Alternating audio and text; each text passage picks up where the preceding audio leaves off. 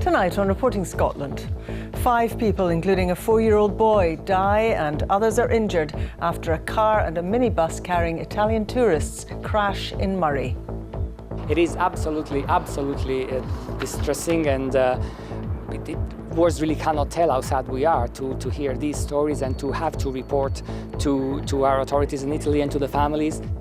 Also in the programme, the sister of a teenager who drowned in Loch Lomond calls for more warning notices and safety equipment at the loch.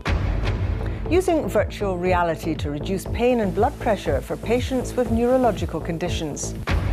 Sir Chris Hoy setting out to inspire volunteers and a generation of athletes at the European Championships in Glasgow.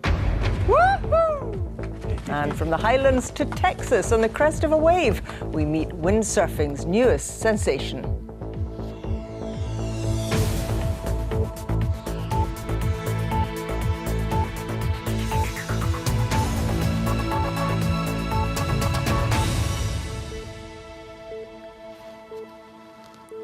Good evening. 5 people, including a 4-year-old boy, have died after a devastating crash in the northeast of Scotland. 5 other people are being treated in hospital. 1 woman is fighting for her life. A minibus carrying Italian tourists collided with a car on the A96 just south of Keith. Police have praised paramedics and members of the public for their valiant efforts to save lives. Rebecca Curran is at the scene this evening. Rebecca. Well, Sally, there's little evidence left here of the appalling tragedy that happened last night. The road has been reopened and the debris clear. It was just before midnight when the 2 vehicles collided on a sweeping bend of this busy road. One crash that claimed 5 lives and injured 5 more. And as the police investigation continues, questions remain as to how this devastating accident happened. The horror that unfolded on this road last night, clear to see. A minibus and a 4x4 were involved in a head-on collision just before midnight, with tragic consequences. 5 dead, several others injured. The dreadful scene faced by the emergency responders from police, fire and ambulance and the Maritime and Coast Guard Agency was both distressing and extremely challenging for everyone involved.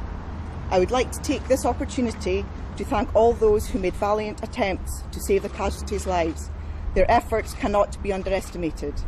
I would also like to thank members of the public who came across this terrible incident, who phoned the emergency services and provided first aid and comfort. 3 people in the 4x4 died. Police say the 2 women, aged 69 and 70, and a man aged 63, were local to the area. The female driver miraculously survived, but is seriously injured in hospital. These suitcases stacked in the minibus belong to Italian tourists. Their trip ended in tragedy. A woman and a 4-year-old boy, both travelling in the bus, died. This is clearly a truly horrific road traffic accident, and everyone I've spoken to in the local community are shocked and find it hard to take it in just how many people have been affected by this accident, with so many people losing their lives and being injured, and all our thoughts are with the loved ones of those affected by the accident. The A96 was closed for some time following the accident. It's a key route through Murray and for anyone travelling north from Aberdeen. Police worked through the night and into this morning trying to piece together what happened here. The sheer number of people involved make it clear that many here and abroad will be touched by this tragedy. Well, police have now left the scene. A little earlier, we saw a group of young men being interviewed by an officer just at the bend there behind me. It's believed they could be potential witnesses to the collision. Officers say they're keeping an open mind to the cause of this crash, but they will want to establish answers to their questions quickly as to how and why this happened. The loss of life will be difficult for many to take in. Well, we can go now to my colleague Rachel Bell, who's at Aberdeen Royal Infirmary, where some of the injured are being treated.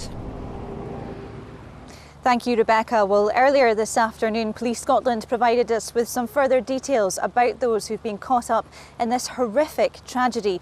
3 local people travelling in the 4x4 all lost their lives last night. A woman and a small boy travelling with the group of Italian tourists also died. 5 remain in hospital today. 1 is fighting for her life here at Aberdeen Royal Infirmary. An Italian consular official visited patients today. It is absolutely distressing, and words really cannot tell how sad we are to hear these stories and to have to report to our authorities in Italy and to the families. As Honorary Consul Robert Foglietta has been at the hospital since this morning, trying to provide what help he can, and is liaising with Police Scotland to speak to the families in Italy. I understand some of the relatives of the people involved in the accident are due in Aberdeen early tomorrow, just for going through the final process of identifying the bodies or looking after the injured people and do whatever they can. This is an incredibly sad and tragic situation. The 4 local people, it's understood that they were all friends. They were coming back from a social occasion, and the Italian tourists were here simply to enjoy a holiday. It's clear that the impact of this horrific tragedy will be felt deeply, both here and abroad. Rachel Bell in Aberdeen and Rebecca Curran in Murray, thank you very much. The sister of a teenager who drowned in Loch Lomond earlier this month is calling for more warning notices and safety equipment at the loch. 18-year-old Zoe Malik says that if they'd known of the dangers, they wouldn't have gone paddling, and a lifebuoy nearby could have saved her brother's life. Loch Lomond and the Trossachs National Park say they do take water safety very seriously, and there's life-saving equipment in some areas. Aileen Clark reports. A beach barbecue at Loch Lomond. The Malik family, who stay in Glasgow, enjoying their early evening trip near Luss. Not long after these pictures were taken, 17-year-old son Awaz and daughter Zoe went in for a paddle, at first just ankle deep. Because I'm really scared of water. And he goes on to me, no, do you know what? You're wearing a dress until your knees. Let's at least go till there. I promise I'll not let you drown. So he captured just 2-3 selfies, and then we just threw out the mobile on the sand. So we took one more step, and all of a sudden, that step will take you down very, very deep to the water. And the water is freezing from down. And my mum thought that we are playing, because it's not a really big difference. Not even 15 steps. Clutching each other, Zoe managed to bounce them back up several times by pushing from a rock, and they gasped air as they broke the surface. But by this stage, her father realised something was wrong, and he'd waded into the water to try to help. And then my dad came a bit further up until here, my brother. He pushed me with a force that I literally went and held my dad's finger. When a rescue team arrived, they pulled Awaz from the water, and he was taken to hospital, but he died later. Zoe says his loss has devastated the family, and she doesn't want this to happen to anyone else. First of all, there were no signs over there saying that it's danger, don't go so deep. Second thing, there was nothing to help. Like, neither there was a rope, neither there was a life jacket, neither there was a lifeguard. Nothing was there. Loch Lomond and the Trossachs National Park gave us this statement. Our rangers routinely patrol Loch Lomond. Where possible during peak periods, these patrols are increased and targeted at the busiest areas. On many of the sites, they say, we have installed and maintain life-saving equipment such as life rings. Loch Lomond, they go on to say, is a beautiful place, but it can be dangerous, and there are many areas where the water depth changes suddenly and unexpectedly. From the depths of their grief, the Malik family want to ensure that that message is much better communicated, that this is not just a beauty spot. They have learned a very hard way about its hidden dangers. Aileen Clark, reporting Scotland, Loch Lomond. A major study involving drug users is to look at ways of eliminating hepatitis C. Hundreds of Scots will take part in the research, co-led by Glasgow Caledonian University. Scientists will collaborate with the Scottish Drugs Forum to examine whether early access to medication can reduce and eventually halt the spread. Katrina Renton reports. Martin Duffy got addicted to heroin when he was 38. He took it for 4 years, but in that time he got infected with hepatitis C, and he only discovered he had that in 2010, when he was 50. And I ended up in hospital, and they'd done a range of blood tests. They found my liver was swollen, and I found out I had hep C. And I didn't know if there was any support out there. I didn't know anything about it. I thought it was a death sentence. And I was in despair for a while. And it made me isolate as well because of the stigma, and I felt like I was infected. And I tried to keep away from people. Martin did not think he could get hepatitis C as he didn't share needles with other users. I thought it was okay because I wasn't sharing. But if you share the paraphernalia as well, you know, you can get it off that. It's very easy to catch. Hepatitis C is a virus that can harm the liver. It's thought to affect around 34,500 people in Scotland. Modern medication means it's treatable for over 90% of patients. However, most of those who have hepatitis C have injected drugs, and in some cases they become reinfected. Professor Shannon Hutchinson is one of the leaders of the study. Up to 500 injecting drug users from the NHS Tayside area will receive accelerated treatment to make them better and try to prevent the virus spreading in the drug-using community. What we'd like to do through the course of this study is understand whether this has a population benefit. And by that, I mean by treating an individual and clearing the virus for that individual, that means that individual can't then go on and spread the virus to other individuals. And so you're stopping that chain of infection from people passing on the infection.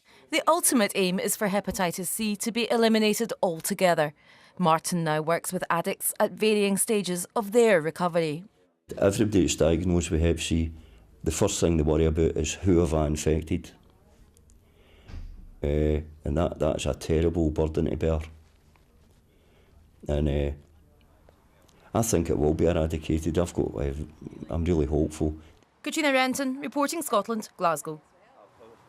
It'll take a month of exceptional rainfall for Scotland's water levels to return to nearly normal. That's according to the Scottish Environment Protection Agency. North East Scotland, North Highland and the Clyde, Ayr and Irvine areas have all moved to the highest level of alert. The Norwegian investor planning to take over control of Johnson Press, whose titles include The Scotsman and the Eye newspaper, has dropped his proposal to put Alex Salmond in the boardroom chair. Since losing his parliamentary seat, Mr. Salmond hosted a talk show on the Russian state-funded broadcaster RT, a chat show at the Edinburgh Fringe and a radio programme on LBC. Kristen Ager-Hansen claimed the former First Minister would be too politically infected, as he put it, to lead the news publisher, and he said directors required more knowledge of media technology. A pioneering virtual reality therapy which is being trialled at a neurological care centre in Aberdeen is to be extended. The Sue Ryder charity says there's evidence the technology reduces blood pressure and pain levels. Fiona Stocker reports. So can you see the beach? Yes, yep. It's beautiful. Kathleen has MS. She can only move her head. Do you want me to take you for a walk around? Yes, please. But today, she's escaped to this beach. It's terrific. It's somewhere I couldn't go in a wheelchair. And the sky's so blue and clear, and the seagulls are squawking away, and the sea lapping at your feet. It feels so good. I feel like kicking off my shoes. It's like entering another world, and for someone with a neurological condition, it makes the impossible possible, and the impact of that is rather amazing. Oh, he's beating his chest. Did you see him? Mark suffered a serious brain injury in a road accident. He can become agitated at times. Is that parrots that landed in the water? Was it? Looked like it. But in his virtual jungle, Mark is calm. He's one of the residents whose pain levels reduced significantly following the therapy. Blood pressure levels are also shown to fall. But sometimes the sheer excitement of a new world is the perfect tonic. Look at all that gold, Kerry. You're pointing to see them. Kerry has cerebral palsy, but that doesn't stop her from being a very keen scuba diver. I think we first of all see the excitement around it, just because it's a wow factor and she just loves that. But then sort of as the session goes on, her breathing relaxes, her body language relaxes. As you can see, she's super relaxed right now. And she always has a huge smile on her face when it comes off. The charity is now expanding the project to all its UK care centres, allowing others like Kerry to have their very own adventures.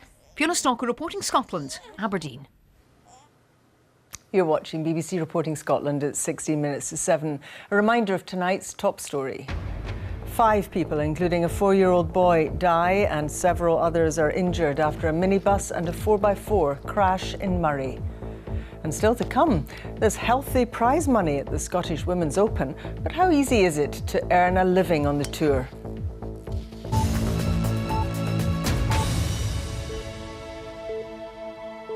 Trade union representatives say they're confident that the new Canadian owners of the Bifab fabrication yards are committed to their future. The GMB and Unite union met management in Canada to raise concerns that the yards in Fife and on Lewis have been mothballed and almost all their workforce laid off. The unions say they're satisfied with the owners' plan to ensure that Bifab is in the supply chain for future offshore wind farms. The Glasgow 2018 European Championships begin next week, and Scotland's most decorated Olympian, Sir Chris Hoy, believes the event will inspire a generation. There are 6 sports being contested in Glasgow and around 3,000 of the world's most talented athletes taking part. Rona McLeod can tell us more. Glasgow is getting ready to host another major sporting event. And for Team 2018, the Volunteers, what better start than a selfie and some advice from Scotland's most decorated Olympian? It's more than just about sport, it's about the way that you engage with all the visitors that are going to come to Glasgow, and you're the face of the Games, so you are the personality of the Games. Good luck. Enjoy it. The sports of cycling, aquatics, golf, triathlon, rowing and gymnastics will all crown their own European champions over 10 days of sport. And over in his velodrome, Sir Chris promises competition will be of the highest standard. Well, from a cycling perspective, the European Championships are hugely important. Of course, you want to win the European Champions jersey, you want to win a gold medal, you want to become European champion.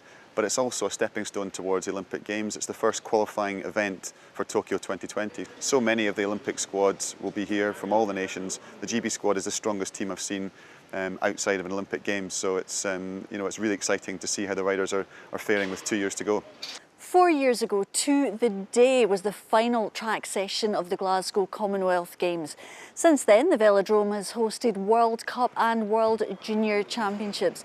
To be able to host these huge events is just fantastic. If I was, growing up and had the opportunity to go and see all these different sports, it would inspire me, I'm sure, and it's going to inspire a whole generation of young potential athletes, not just to go on to become champions, but just to make sport part of their life and to hopefully get something positive from that.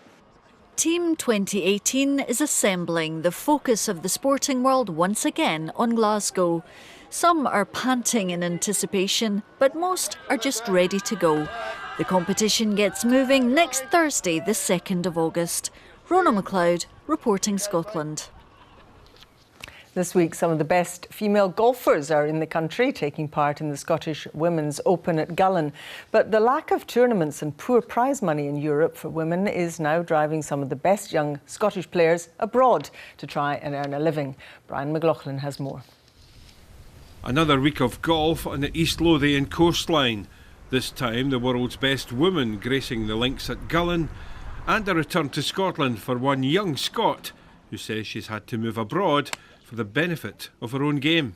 I was actually quite frustrated last year with not having so many playing opportunities, so this year I decided to do it slightly differently, and I took up my membership to the Symetra Tour in America. So I've been sort of dotting back and forth, playing on both tours. And that's the shortest putt that ever won a championship. It's 9 years since Katrina Matthew lifted the British Women's Open Championship, and while she admits there are challenges, the Scot believes players can flourish in time. Any job is difficult, it has its challenges, and to get to the top of anything is tough, and I think that in a way can be, can really be a good sounding board for them at the start and really make them focused and, push to try and get to the top. Although this week's event has a very healthy prize fund, making a living on tour is far from easy. It's disheartening when you work really hard and you feel you're getting better. The quality is so much better than it's ever been on tour, but yet the playing opportunities and the money just don't quite equate to that. And one expert says unless there is a change, some of the young Scottish talent may decide to remain in the unpaid ranks. Why would a young promising amateur turn pro just now? I mean, there's nothing there for them to play in, so they're better staying amateur, staying competitive, getting good competitions, and then wait maybe 2 or 3 years till the schedule is hopefully better, turn pro then, and then they've got a better chance of progressing. The Ladies European Tour say they're doing all they can to ensure they have as many tournaments as possible for their members next season. Indeed, they've also said there will be at least 2 more tournaments for their players, and hopefully more opportunities for young Scottish female golfers to progress in the game. Brian McLaughlin reporting Scotland at Gullin. Scottish windsurfer Isla Watson says she's setting her sights on Olympic gold after becoming youth world champion in her class. The Aviemore teenager won gold in the girls' RSX class at the Youth Sailing World Championships in Corpus Christi in Texas at the weekend. Ian McInnes has more. From the heart of the Highlands on the crest of a wave to the top of the world. Teenager Isla Watson took gold in the RSX class in Texas last weekend, beating off strong competition across the field. Pretty awesome achievement. I didn't really think, that was possible, but here I am. Yeah, it was really tight racing all week, and I was just quite lucky in the end, really. Pictured here a few years ago and slightly less comfortable on a board, Isla's commitment to water sports was clear. It was a bit random, really. When I was younger, I did loads of different sports, and one day just tried windsurfing by chance, and then it was the only one that stuck, really. It's just the one I enjoyed most. What does bombing mean, Isla? It means good. Really fast. Youth Sailing World Championship. And for those who got her into the sport, there's immense pride.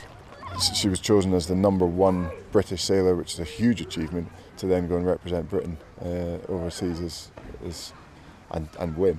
It's still, everyone's still getting goosebumps saying it. It's awesome. Isla heads for Latvia next as the competitions come thick and fast. The ultimate goal, though, Olympic success, following in the footsteps of Ben Ainslie and the like. That's who inspires me and stuff, and who are the role models to keep us all going. So hopefully achieve similar success in the future. Yeah, that's the plan. Ian McInnes reporting Scotland at Loughinch. Stargazing enthusiasts could be in for a treat with the longest lunar eclipse of the 21st century taking place this evening. It can turn a reddish colour, hence the wonderful name Blood Moon. But the weather could well limit what people can see. Gillian Sharp reports.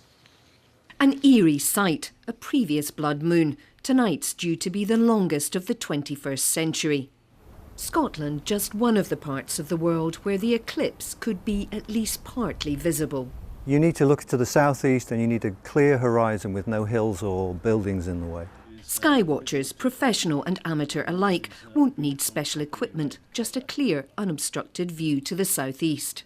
Well, it's a total eclipse of the moon. As the moon goes round the Earth, it will pop into the Earth's shadow and the sunlight would be blanked off, so the moon will apparently disappear. Some light will come through the Earth's atmosphere, so what is reflected back to us may be very red. So this is sometimes called a blood moon, although astronomers don't use that term much. The moon rises in Scotland at around 9:20 this evening. There could be lots to see in the sky. It's just a fun thing to watch. I mean, it's not usual to see the moon disappear and reappear in the space of a few hours during a night. And with it tonight, particularly, Mars is in the same patch of sky. So there could be 2 very red objects near the horizon about 9:30 tonight. The eclipse will already be partly over by the time the moon rises, but what we'll actually see here depends very much on the weather. Gillian Sharp reporting Scotland, Edinburgh. And Christopher's here with the weather, and are we going to be able to see anything? Well, it doesn't look great, but we can't rule it out. Fingers crossed. Sally, thank you very much indeed. Hello there. It was a beautiful afternoon in the capital, plenty of sunshine, 27 degrees. We reached 30 degrees on the Murray coast, and you can see why this strip of sunshine in between thicker cloud in the west, cooler conditions here, and some lively weather in the North Sea. These thundery downpours moving their way northwards, now affecting parts of the east coast.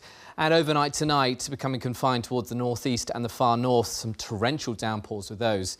So chances of seeing the blood moon, well, slim, but as I say, we can't rule it out. So through the course of this evening and overnight, those thundery downpours across the northeast, at the same time outbreaks of rain in the west, and it all sort of merges together to give a fairly cloudy and at times fairly damp night.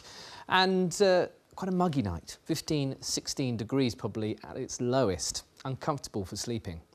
So to tomorrow, and a fairly large area of low pressure out in the Atlantic, meaning unsettled conditions through the course of the weekend, with the weather systems arriving, bringing outbreaks of rain. And certainly through the course of this overnight period and tomorrow in the northeast, that thundery rain still with us. So difficult conditions on the roads, some lightning at times, some hail in the mix as well. Quite a wet start then to Saturday, and at the same time some outbreaks of rain in the west and southwest, and through the course of the day that wet weather moving its way northward, so quite soggy at times. But by afternoon, somewhat of an improvement with something drier and some sunshine coming through at times. A much fresher feel, certainly where we've had those really high temperatures today. Tomorrow 18, 19 degrees and far less humid. Some outbreaks of rain still with us across parts of the northwest through Skye and towards the Western Isles, and a number of showers elsewhere as well. We're still holding on to that muggy air though through Shetland, and it could well be 20 to 22 Celsius there tomorrow, potentially the warmest part of the country. So if you're hill walking or climbing, chance of seeing some heavy rain at times and some thunder as well in the northwest. Winds generally coming in from the southeast, moderate to fresh, but at times through the afternoon they will be stronger than that and veering southwesterly. Tomorrow evening, another pulse of rain moving its way north and northwestwards, and then generally a little bit drier. So Sunday gets off to a bright start, but then turns wet through the course of the late morning and afternoon, with another pulse of rain moving its way northwards. And through both Saturday and Sunday, really quite breezy at times, and a good bit fresher. Temperatures around about the mid to high teens by mid-afternoon. That's the forecast for now. Thanks very much, Chris. Now a reminder of tonight's main news.